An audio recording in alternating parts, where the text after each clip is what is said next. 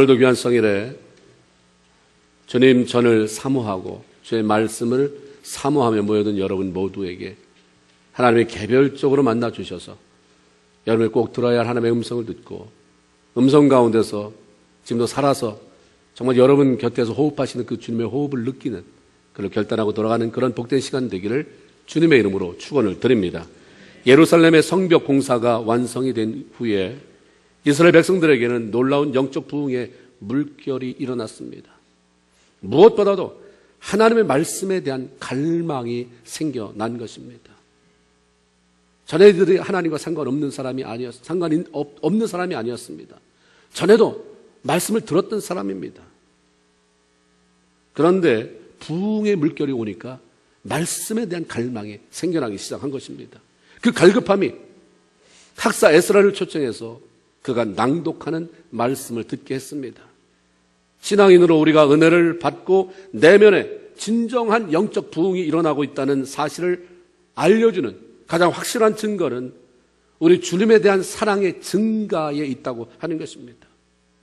주님을 사랑하는 마음이 생기고 더 사랑하고 싶고, 그래서 내가 사랑하는 주님을 위해서 멋지게 한번 살아보고 싶고, 그러다가 시원찮게 없어지는 게 아니라 내가 사랑하는 주님을 위해서 죽고 싶은 마음과 더불어 기쁨이 생기는 거죠.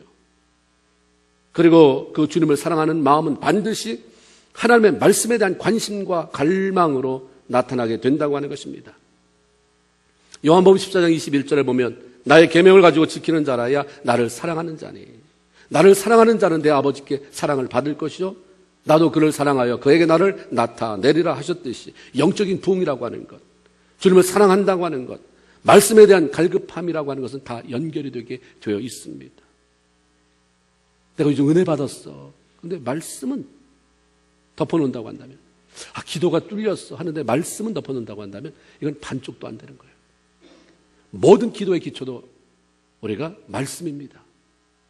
아무리 신비한 능력을 받았다고 할지라도 그것이 말씀 안에서 검증되지 않으면 그것은 자기 신비주의에 빠져버리는 것입니다. 말씀이 굉장히 중요하고 은혜 받으면 말씀을 읽고 싶은 갈망이 생겨나는 것입니다.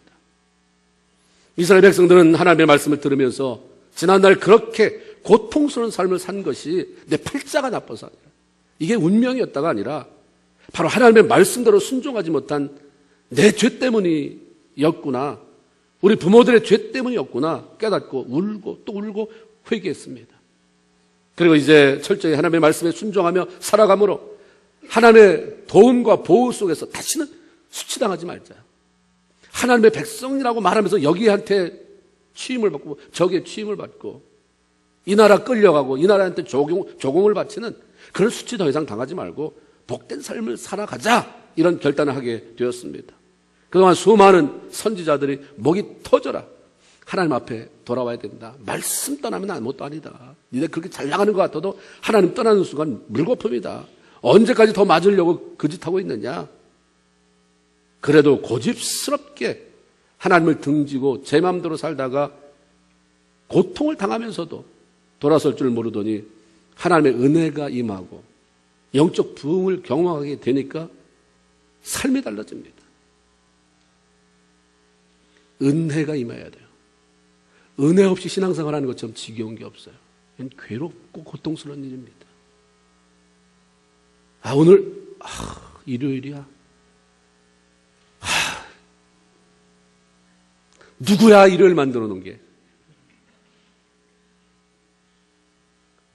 이스라엘 지도자들은 은혜가 임하고 영적 부흥을 경험하다 보니까 말씀에 철저히 순종하면서 살아가기로 마음을 먹고, 이제 우리가 맨날 마음은 많이 먹었지만 내 속에 마음 먹은 걸 누가 알겠어요? 안 하면 그만이니까 이제 문서화시키자. 자기들 스스로 문서시켰어요. 어떻게 보면 참 유치한 것 같지만 이건 피가 난 결단이에요.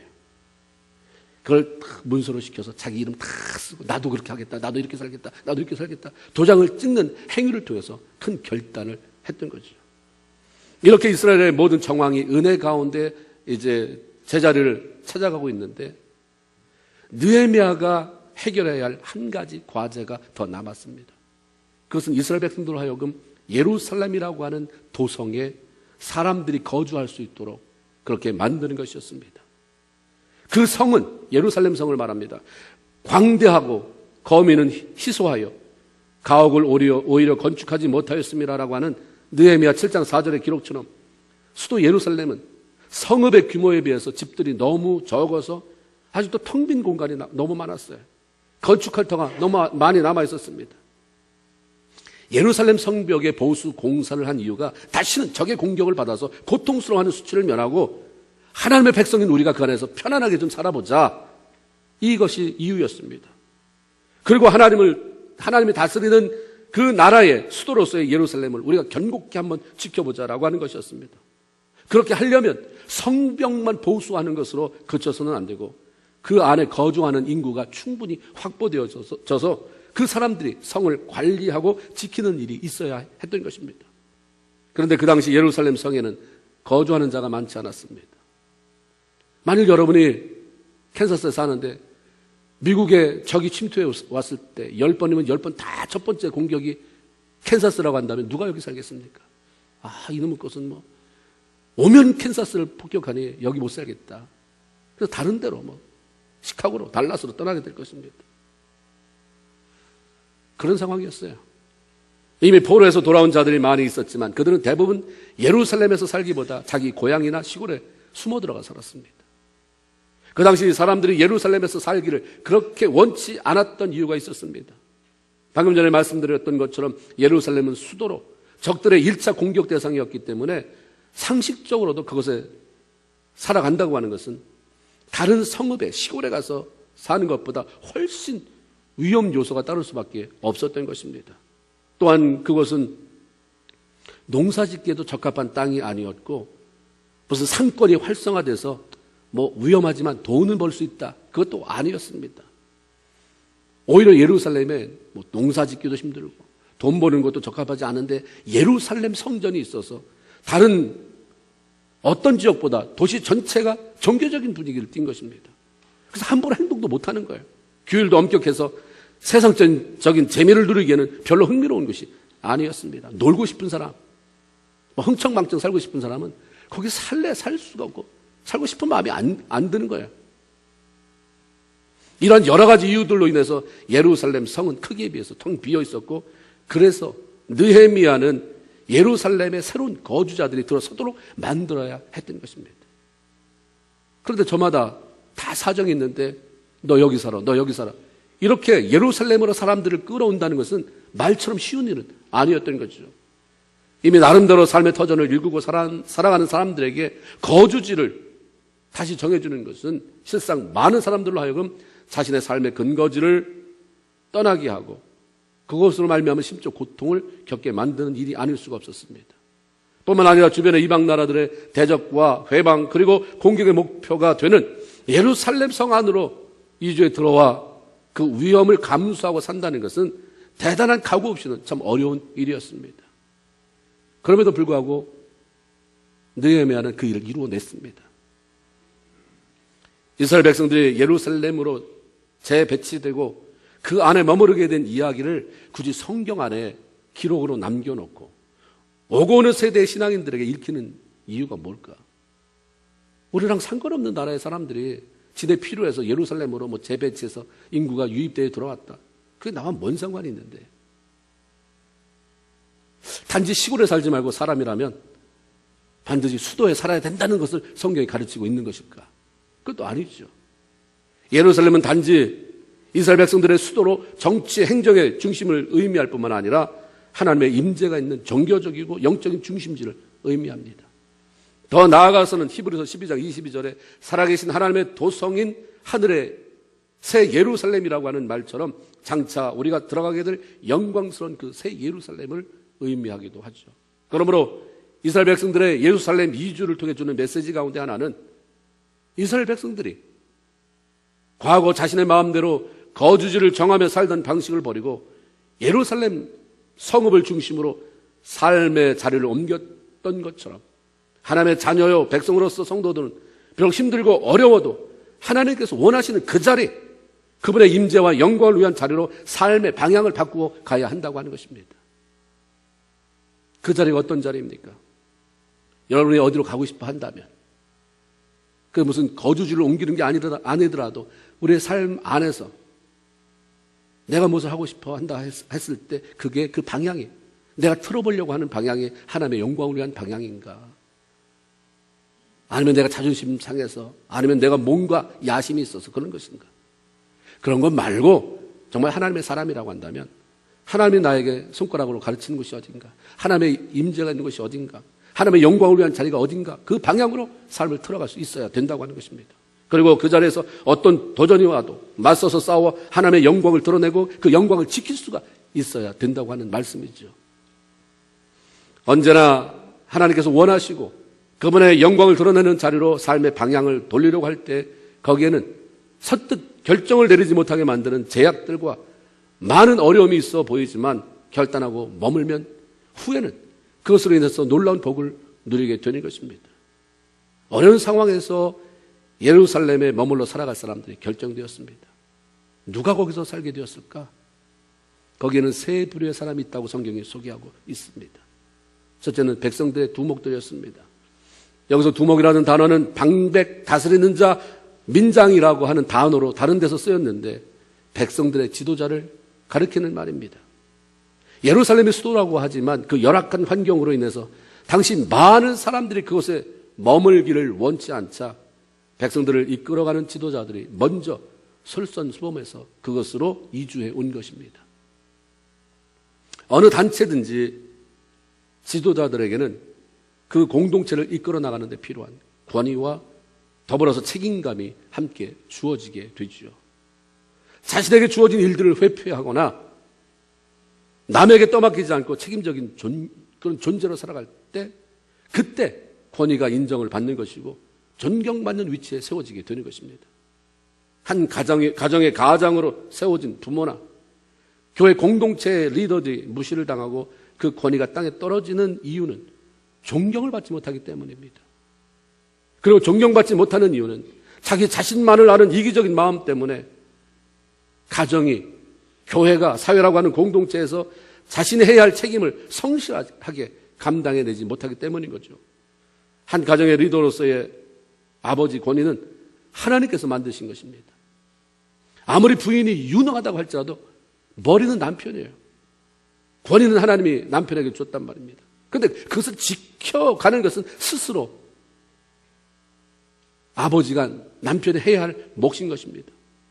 지도자가 그 권위를 인정받고 존경받는 것은 어려움을 통과해 나아가는 과정을 통해서 얻어지게 됩니다. 자기 가정이나 자신이 속한 공동체에 어려움이 찾아왔을 때에 지도자라고 하는 리더가, 아버지가 뭘 좀 해보려고 하지는 않고 그 자리에 앉아서 불평이나 하는 사람이라면 누가 존경하겠습니까? 가정이나 공동체가 그 위기를 벗어날 수 있도록, 그 살아날 수 있도록 행동하는 사람이 아버지인 것이고 권위자인 것이고 리더인 것입니다. 리더와 팔로워의 그 차이, 확연한 차이는 따라오는 사람들이, 가족들이 불평하고 원망하고 그럴 때에 리더는 행동하고 있는 것입니다. 살아날 수 있도록 행동하는 거예요. 잘 될 수 있도록. 평소에 괜찮을 줄 알았던 가장이 어려움이 닥치자 그 어려움을 아내 때문이라고 책임을 전가하며 비난하고 원망하고 자녀들에게 돈풀이나 하면서 지낸다면 누가 그런 가장의 권위를 인정할 수 있겠느냐 하는 거죠. 하나님께서 계시록에 나오는 소아시아의 7교회 가운데 빌라델비아 교회를 유독 사랑하시고 칭찬하신 이유가 계시록 3장 8절에 나오고 있습니다. 볼지어다 내가 내 앞에 열린 문을 두었으되 능히 닫을 사람이 없으리라. 내가 네 행위를 아노니 내가 적은 능력을 가지고도 내 말을 지키며 내 이름을 배반하지 아니하였도다 라고 하는 말씀이 기록되어 있습니다. 하나님께서 이 빌라델비아 교회를 칭찬하시고 그들 앞에 열린 문을 두어서 하나님의 놀라운 축복이 임하게 한 이유가 있다는 거죠. 그것은 그들이 적은 능력을 가지고도 자기에게 찾아온 외면, 하나님 때문에 찾아온 어려움을 외면하거나 원망하거나 불평하지 않았고 있는 힘을 다해서 그 범위 안에서 말씀에 순종했고 삶 속에서 주님을 부인하거나 배반하지 않고 살아갔기 때문이었다라고 말씀합니다. 대단한 능력은 없지만 내가 할 수 있는 대로 가정이나 공동체의 유익을 위해서 평화와 행복을 위해서 먼저 본을 보이고 수고하며 책임있게 살아가는 지도자들의 권위를 인정하고 존경하지 않을 수가 없는 것입니다. 어렵고 힘든 상황이지만 하나님께서 원하시고 부르시는 자리를 외면하지 않고 먼저 나서서 섬길 수 있는 사람이라면 그것만으로도 그는 리더인 것입니다. 하나님 오늘날 그런 리더를 가정에서도 원하는 것이고 이 교회에서도 원하는 것이고 이 사회에서도 원하시는 것입니다. 어려운 때에 모든 사람이 뒤로 물렀을 때에 두목들은 거기 있었습니다. 리더들은 바로 그 자리에 있었습니다. 둘째로 제비를 뽑는 것을 통해서 선택된 사람들이 예루살렘으로 유입돼 들어왔습니다. 예루살렘에 거주할 인구를 정하는 것이 쉬운 일이 아니었습니다. 지도자들은 국가에 대한 충성과 책임감 때문에 나섰다고 할지라도 일반 백성들은 강제로 예루살렘으로 이주시킬 수 있는 방법이 없었어요. 그래서 하나님의 백성으로 그들이 찾아낸 방법은 바로 제비 뽑기를 하는 방법이었습니다. 이것이 구약에도 많이 통용되었던 방법이었으니까. 잠언 16장 33절에 보면 사람이 제비를 뽑으나 이를 작정하기는 여호와께 있느니라. 이런 말씀처럼 제비 뽑기의 결과를 하나님의 뜻으로 알고 백성들이 모두 제비 뽑는 일에 참여를 했습니다. 그래서 뽑힌 이스라엘 전체 인구의 10분의 1에 해당하는 사람들이 생활 터전을 예루살렘으로 옮겨오게 된 것입니다. 이 뽑힌 자들이 그 결과에 대해서 원망하며 불순종했다는 기록이 없습니다. 10분의 1을 뽑아놨긴 했지만 덜어는 출애굽 시대에는 덜어는 그런 게 있었거든요. 너희들 만나가 내려올 때 새벽같이 나가서 걷어오고 이틀치 걷어오지 말아라. 매일매일 줄 테니까 미리 욕심내지 말아라. 했는데도 불구하고 덜어는 있었거든요. 덜어는 나가서 혹시라도 하나님이 또 속구만 살아가지고 하나님 내일 안 줄 거 아니야 이거 혹시라도 그러면 내가 오늘이라도 이틀치 가져와야지. 그런 덜어는 있었어요. 제비를 뽑혀서 됐지만 나 여기 순박할 수 없다. 난 못해. 이런 덜어는 그런 사람이 있었다는 기록이 여기 없어요. 제비 뽑기를 한 사람 중에는 뽑혀도 좋고 안 뽑혀도 괜찮고 또는 뽑혀도 좋고 안 뽑히면 더 좋고 라고 생각하는 사람도 있었을 것이고 예루살렘으로 이주하는 일에 내가 뽑혀서는 안 됐다. 지금 상황으로 우리는 지금 예루살렘으로 이주를 해 갈 수 있는 상황이 안 돼. 이런 사람도 그 가운데 살고 있었을 것입니다. 그런데 제비 뽑기를 하고 나서는 모두가 그 결과에 순복했습니다. 왜 그랬을까? 은혜가 있었기 때문입니다. 내 마음이 메말라 하나님에 대한 사랑과 은혜의 마음이 없으면 아무리 무슨 제비 뽑기 아니라 더한 것을 해서 결정이 됐더라도 받아들이지 않죠. 난 못해. 던지고 가면 그만이니까. 그 다음에 하나님이 어떻게 날 그건 그때고 우리 예수를 믿어도 현착하게 믿으면 난 못해가 하나님의 해보다 훨씬 더 강하게 작용하면서 살아가는 사람이 수도 없어요. 그래서 하나님의 나라가 제대로 작동이 안 되는 것입니다. 하나님이 이랬으면 좋겠다라고 하는 말에 내가 이랬으면 좋겠습니다는 말이 묻혀야 되는데 하나님이 네가 이렇게 살았으면 좋겠다는 말에 내가 이렇게 살래요라고 하는 말 속에 묻혀버리니까 나와 세상은 간 것 없고 구속한 주만 보여야 되는데 주님은 간 것 없고 교만한 나만 보이니까 일이 헝클어지기 시작을 하는 것입니다. 안 된다는 거예요. 하나님이 너 했으면 좋겠다는데 난 못한다는 거예요. 죽어도 못한다는 거예요. 그게 없어요. 왜냐하면 은혜가 있기 때문입니다. 은혜가 흐르니까. 영적인 부흥을 경험하고 나서 하나님의 은혜가 그 안에 흐르다 보니 당장의 사정이 예루살렘으로 옮겨올 만한 형편이 안 되지만 그것이 하나님이 원하신다고 하니까 하나님의 뜻에 맡기고 하나님 아시죠? 내가 지금 애들 문제도 있고 사업 문제도 있고 직장 문제도 있고 난 그 일을 하나님 할 수가 없습니다. 근데 그냥 그래서 개인의 의사를 물어보면 나 못해요 하나님 이번만 봐주세요 할 텐데 그게 제비로 딱 뽑히니까 하나님의 뜻이구나. 그 하나님의 뜻인 게 마음에 와닿으니까 그 다음에 다 내려놓고 하나님 주 앞에 맡기고 합니다. 이렇게 나서게 됐던 것이죠. 우리 마음에 은혜가 사라지면 모든 게 짜증스러워요. 남은 말할 것도 없고 가족은 말할 것도 없고 하나님이 내게 음성을 줘도 짜증스러워지는 거죠. 그런데 은혜 충만하면 못할 것이 없어요. 모든 것이 감사합니다. 자신의 의지와 상관없이 마지못해 하게 된 일이라 할지라도 그것이 하나님의 영광을 위한 일임을 알고 순종하면 그것을 통해 임하는 하나님의 축복은 우리가 감히 계산할 수가 없는 것입니다. 예수님께서 십자가를 지실 때에 채찍에 맞고 머리에 쓰여진 가시관 때문에 참 피를 많이 흘리고 이미 지치셨어요. 골고다까지 가야 되는데 아직 가기도 전에 다 지쳐서 십자가를, 자기가 매달려야 할 그 십자가를 골고다까지 지고 갈 수가 없었습니다. 그때에 시골에서 올라와 그 자를 지나던 구레네 시몬이라고 하는 사람이 병사들의 눈에 띈 것입니다. 잡혔어요. 아마 신체가 건장했던 사람인 것 같습니다. 너 일로 와봐. 이거 줘. 자신의 의사와 전혀 상관이 없는 거예요. 그냥 잡혔어요. 세상 말로 재수 되게 없어서. 예수님의 십자가를 대신 지고 날라다 줘야 됐습니다. 이 이야기가 마가복음 15장 21절에 마침 알렉산더와 루포의 아버지인 구레네 사람 시몬이 시골로서 와서 지나가는데 저희가 그를 억지로 같이 가게 하여 예수의 십자가를 지우고 라고 기록이 되어 있습니다. 그런데 그가 벗어나려고 몸부림쳤다는 이야기가 나오지 않습니다. 어쩌면 예수라는 사람을 잘 몰랐지만 피투성이가 된, 그래서 죄인의 몸으로 십자가를 져야 할, 비틀거리며 끌려가는 그에 대한 동정 때문에 말없이 골고다까지 그 나무 십자가를 날라다 주게 되었는지도 모르겠습니다.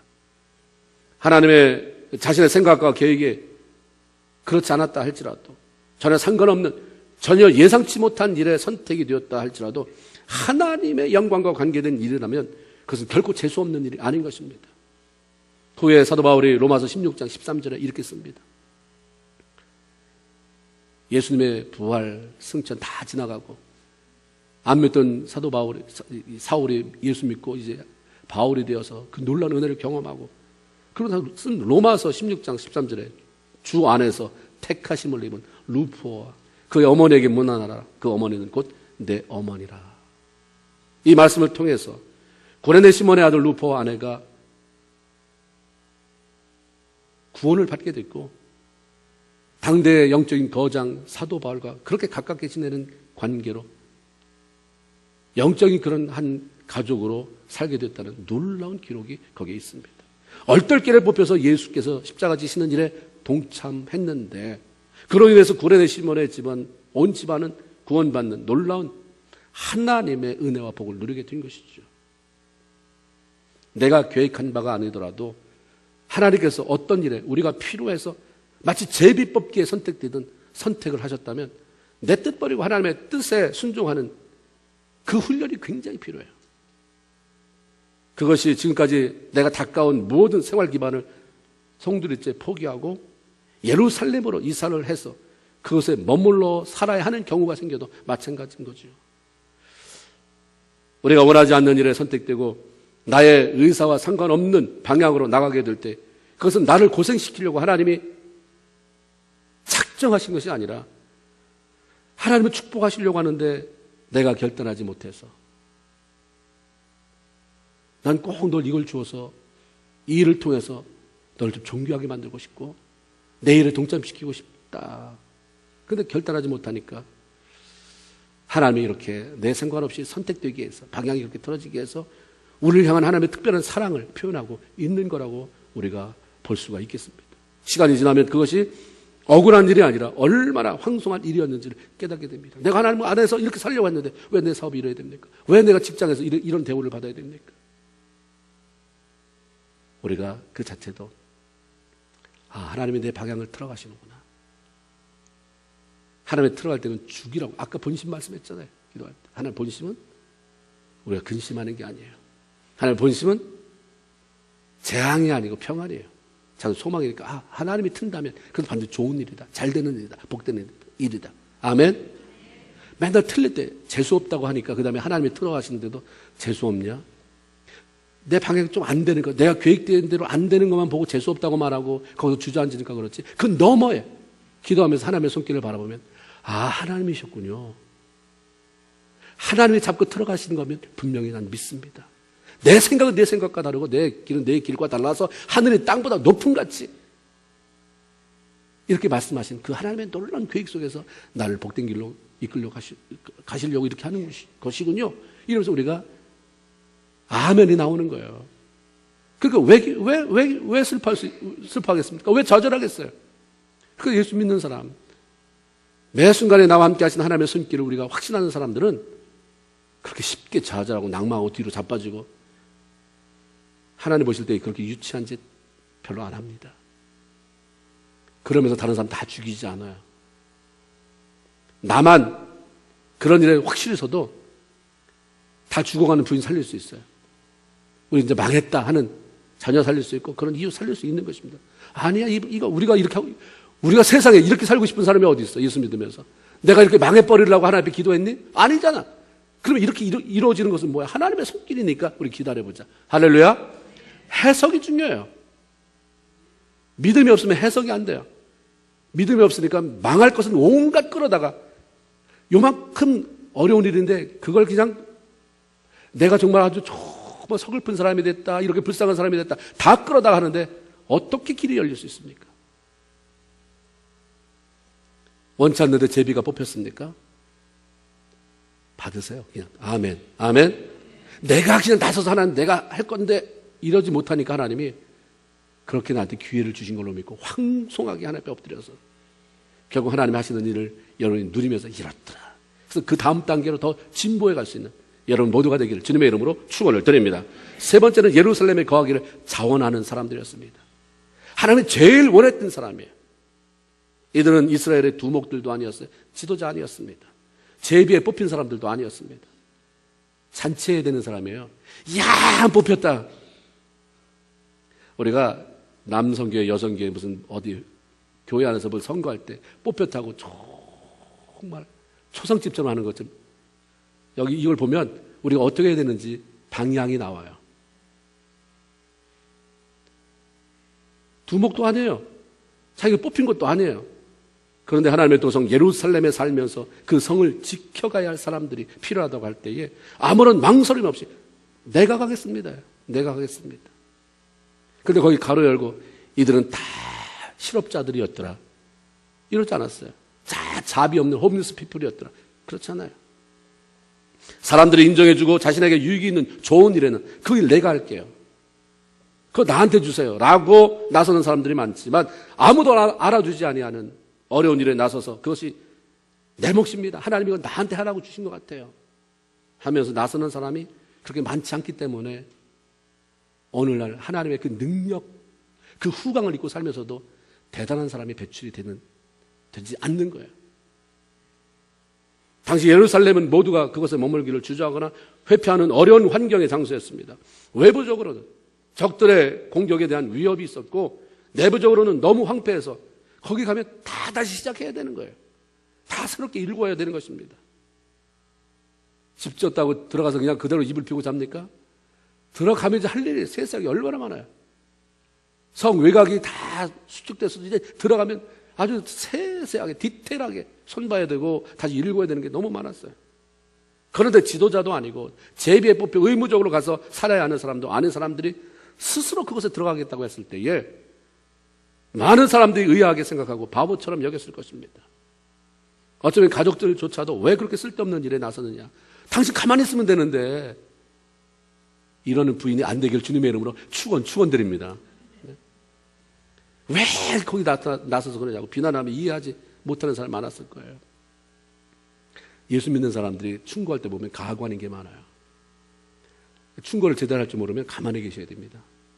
그렇게 자원하는 사람 앞에 아니 네가 지금 미쳤니? 이렇게 그걸 예수 믿는 집사님한테 상의했더니 그렇게 말하거나 권사님한테 말하거나 그래 했는데 장로님한테 했는데 네가 지금 미쳤니? 네가 애가 몇인데 뭐가 뭐 이러면 하나님이 저분을 축복하려고 하는 것인데 그걸 다 순을 잘라버리는 것이 되는 거죠. 그렇게 결단하고 나서는 사람이 필요하고 나는 좀 흔들리지만 옆에서 거장이 있어가지고 말해요. 믿음의 거장. 그것을 경험해보고 하나님이 키우는 사람이 있어서 그거는 하나님이 축복하려고 하는 것이다. 반드시 해라. 이번 기회 아니면 네가 그러면 네 삶에 웨이브가 그렇게 많이 오는 줄 아느냐? 축복의 파도가 왔으니까 타고 나가라.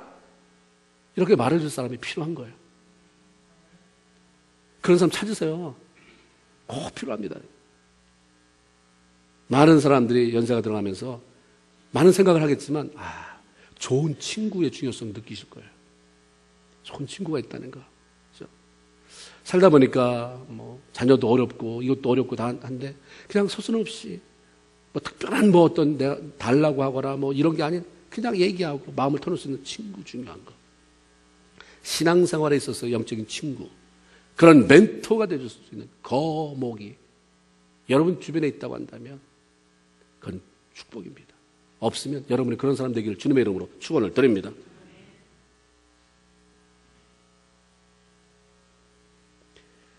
그런데 이들이 자원하는 것은 하나님을 사랑하고 하나님을 세우신 나라 이스라엘 도성에 그 예루살렘을 사랑했기 때문입니다. 자원이라고 하는 것은 의무감과 달라서 사랑과 애착이 없으면 절대로 할 수 없는 일이에요. 하나님 앞에서 자원하는 삶은 더 풍성한 삶으로 반드시 이끌려지게 되어 있습니다. 만일 누가 시켜서 마지못해 하는 것이라면 예루살렘에 들어가서 평생 동안 잘 되면 괜찮은데 안 되면 맨날 원망하잖아요. 부인 손에 끌려와서 만약 이민을 왔다, 남편 손에 끌려서 이민 왔다, 잘 되면 괜찮은데 안 되면 너 때문에가 되는 거예요. 근데 내가 안 온다고 그랬는데 분명히 그때 표정으로는 가고 싶은 표정을 줬거든요. 말만 안 했을 뿐이지 너 때문에 그랬다는 얘기를 평생 하게 되는 거예요. 왜? 마지못해 했기 때문입니다. 그러나 자신의 의지로 선택해서 그곳에 머무르게 된 사람들은 하나님이 허락한 거룩한 도성에서 그분의 영광으로 살아간다는 뿌듯함 때문에 매일 기쁜 거예요. 감사한 거예요. 내가 여기 살 수 있다니. 하나님이 하나님의 도성을 그냥 놔두겠습니까? 하나님이 축복하려고 부른 자리를 그냥 내버려 뒀겠어요? 매일 축복이 증가되겠죠. 이 도시가 이렇게 달라지다니. 이렇게 우리 집에 형편이 이렇게 피다니. 하나님이 그렇게 하실 것인데. 진짜 내가 그때 선택하기를 잘했지. 우리가 어차피 하나님의 영광을 살아가기로 마음을 먹은 사람들이었다면 하나님이 원하실 때 마지못해서가 아니라 자원해서 감당함으로 하나님은 나도 속 시원하다. 내가 축복 준다고 그랬는데도 자기들은 나가서 무슨 기도한다고 며칠 축복해달라고 철회하고 그러는데 아니 내가 이렇게 축복 준다고 이렇게 했는데 왜 그렇게 왜 그러냐 왜? 네가 자원해서 난 너무 기쁘다. 이런 말을 좀 들어야 되고 내 마음에도 기쁨이 있고 유익이 되게 만들어야 됩니다. 다윗이 밧세바라고 하는 여인을 성적으로 범하고 참 어려움을 당했어요. 그때 기도한 내용이 여러 가지가 있는데 그중에 참 우리에게 와닿는 그 시편이 시편 51편입니다. 거기에 12절에 보면 그런 마음이 있어요. 바로 그 전에는 주님 나한테 성령 거두지 마세요. 내가 잘못했지만 이거 잘못했다고 내가 그래서 성령 뺏어가면 성령 다 걷어가시면 나는 존재할 가치가 없습니다. 하나님의 영으로 회복되길 원했고요. 그다음 12절은 주의 구원의 즐거움을 내게 회복시키시고 자원하는 심령을 주사 나를 붙드소서. 이런 간구하는 내용이 나옵니다. 삶의 어려움 속에서도 하나님의 자녀로 그가 잃어버리고 싶지 않았던 것 두 가지가 기쁨이고 자원하는 마음입니다. 평생을 그렇게 살아온 거예요. 하나님 때문에 기쁨이 있었고 자원하는 마음이 있었던 거예요. 다윗은 왕인데도 너 해. 이번에 저기 공사했는데 여기 뭐 해야 되는데 저 뭐 건축해야 되는데 너 돈 내. 너 이놈 자식아 내 밑에서 얼마나 많은 것을 가져갔어. 너 전쟁에서 전리품 얼마나 가져갔어. 너가 해. 다윗은 그렇게 하지 않았어. 왕인데도 하나님의 전을 지어야 할 때는 자기가 짓지도 못하는데도 그냥 다 자기 거 내주고 내가 못 져도 다른 사람이 지면 되니까 나는 재료비 하나님이 축복하지 않을 수가 없는 거예요. 자원하는 마음에 자기가 어두운 시기를 보낼 때도 잊어버리고 싶지 않은 거예요. 하나님 내가 지금 힘들어요. 하나님 내가 여러 가지 영적으로 힘들지만 하나님을 향한 자원하는 마음 잃어버리지 않게 해주세요. 기쁨 상실하지 않게 해주세요. 특별한 사람은 뭐가 특별한 게 있습니다. 특별한 걸 다른 사람 찾아보면 내가 자꾸 비굴하게 돼요. 성경에서 찾으세요. 이런 비범함이 있구나. 이러니까 하나님이 그냥 마음이 정말 다윗한테 뺏겨버리고 뿅 갔지.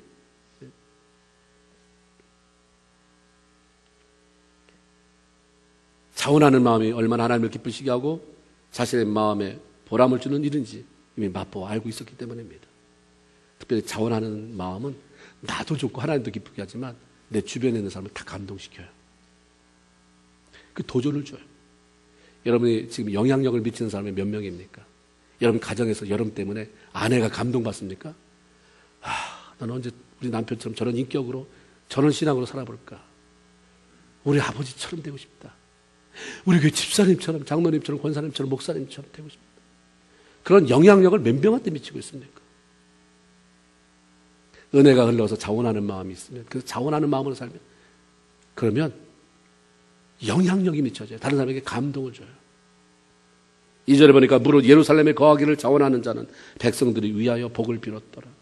대부분 백성들은, 자신들은 이런저런 이유 때문에 예루살렘에 머물 수가 없었고, 제비 안 뽑혔으니까 하면서 뒤로 물러섰는데, 지도자도 아니고 제비 뽑기에서 뽑힌 자도 아닌 사람들이 예루살렘에 머물며 살겠다고 하는 자원하며 나오는 것을 보는 순간 이 사람들 마음에 찔림이 있죠. 그러면서도 나는 언제 저렇게 살아보나. 저 사람의 형편이 나보다 나을 게 없는데, 다 때려치고 하나님이 원한다고 해서 하나님이 기뻐하는 자를 갈 수 있는 형편이 아닌데 어떻게 저렇게 살 수 있을까? 감동이 밀려오는 거죠. 그러니까 2절 말씀이 그거예요. 누가 시키지도 않았는데 자기들이 축복하는 거야. 너는 하나님의 축복받을 거야. 두고 봐라, 너 아직 망하지 않나. 너 3년만 안 망하면 내가 장을 짓는다. 이런 대상이 아니라 너 같은 사람을 하나님이 축복하지 않고 누굴 축복하겠냐. 여러분, 미움받지 마세요. 사람들한테 얄미움 받지 마세요. 누가 날 얄미워한다, 미워한다 그러면 자기를 좀 돌아보세요. 뺀질뺀질거리지 않나. 그렇게 말은 잘하는데 결정적인 순간에는 남한테 다 미루고 그렇게 살아가지 않나. 자원하니까 주변 사람들이 넌 복받아야 된다. 물론 예루살렘에 거하기를 자원하는 자를 향해서 백성이 위하여 복을 빌었더라 그랬어요. 사람은 흐르는 감정은 다 비슷해요. 슬픈 거 보고 막 웃으면 그 감정이 고장난 거죠. 그건 정신병이에요. 보통이면 같이 슬퍼요. 당사자만큼 슬프지는 않지만 슬프다. 그 눈물이 그냥 흘리는 게 우리의 감정이고, 남이 기뻐하면 그만큼 기쁘지도 않아도 그 기쁨이 흐르는 게 우리 일반적인 정서입니다. 감동이 되면 축복하고 싶어져요. 그래, 저 사람은 잘 살아야 된다. 저 사람은 나하고 내가 시기하고 질투하고 비교 대상이 아니라 저 사람은 우뚝 서야 된다.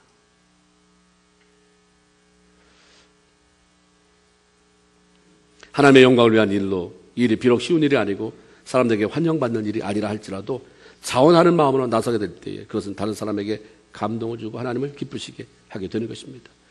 하나님을 제대로 경험함으로 그 마음의 주를 위해서 살고 싶은 갈망이 있는 성도들은 자원하면서 살아갈 수밖에 없습니다. 이사야가 정치적으로 참 소용돌이 속에 우시아 왕이 죽는 해에 여러 가지 많은 심란한 일이 생기잖아요. 한 나라의 왕이 죽었는데 마음이 칼칼해서 성전에 들어가잖아요. 하나님의 절에 들어갔다 거기서 성령을 체험해요. 천사들이 막 하나님을 찬양하는 환상도 보게 되고, 천사들이 불젓가락을 갖다 자기 입술을 찢어서 죄가 사해지는 그 경험도 해요. 이러고 있는데 하나님이 참 내가 하고 싶은 일이 많은데 그 일을 위해서 내가 누구를 보내며 내가 보낸다고 해서 그가 갈 것인가, 누가 우리를 위해서 갈 것인가 하는 음성, 탄식의 소리가 딱 들려오니까 주저하지 않고 그가 대답하죠. 뭐라고 말합니까? 따라하세요. 내가 여기 있나이다. 나를 보내소서. 은혜가 흐르니까 이렇게 이 말이 나와요. 이 말이 안 나오면 뭐예요? 아직 은혜가 내 안에 뭔가 메마르고 있는 것입니다. 그 흐름 속에 이 말이 안 나올 수가 없는 거예요. 벅찬 감동이 나로 하여금 자꾸 하나님 앞에 그런 고백을 하게 만들죠. 하나님의 계획은 그분의 은혜에 깊이 잠기며 무슨 말씀 하시든지 아멘입니다라고 자원하면서 나서는 사람들을 통해서 확장되어져 나가는 것이고 이루어지게 되는 것입니다. 지금도 하나님은 예루살렘이라고 하는 사명의 자리, 영광스러운 자리로 우리 삶의 방향을 돌리고 거기에 머무르라고 우리를 초청하십니다. 그 누구보다도 자원하는 마음으로 그것에 서서 하나님의 영광을 드러내고 지키며 지금도 살아계신 하나님의 능력을 체험하며 복을 누리며 살아가는 저와 여러분 모두가 되기를 주님의 이름으로 축원을 드립니다. 기도하겠습니다. 하나님 고맙습니다. 오늘도 복된 성일에 저희들 불러